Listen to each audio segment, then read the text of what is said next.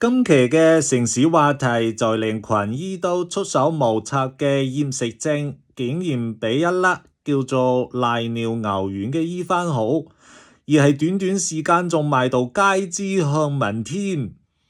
而原來發明呢一粒瀨尿牛丸嘅就係飲食界嘅傳奇人物，前唐朝飲食集團主席，曾經有食神稱號嘅史提芬周。係啦，史提芬周，點解你呢個瀨尿牛丸會咁受歡迎呢？我諗問我係唔好公平，我諗問我係唔公平嘅，最好問下啲顧客為咩事要嚟幫襯我。細路，為咩事你要嚟食瀨尿牛丸呢？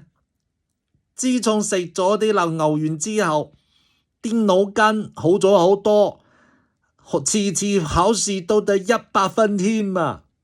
真係咁勁？我食咗之後咪靚咗咯。我食咗之後，個人明顯高咗，大隻咗，個自信心翻咗埋嚟。史蒂芬周，咁你今次重出江湖係咪諗住東山再起啊？東山再起，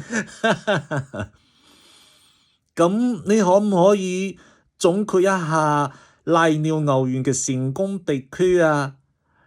好簡單，好食、新奇又好玩。好玩？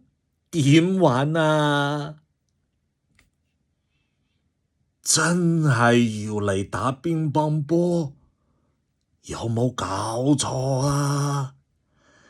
呢粒嘢真係抵死得嚟，好夠抽喎！我都忍唔住買咗兜，冇理由俾佢揸住多嘢嚟花圍先得噶。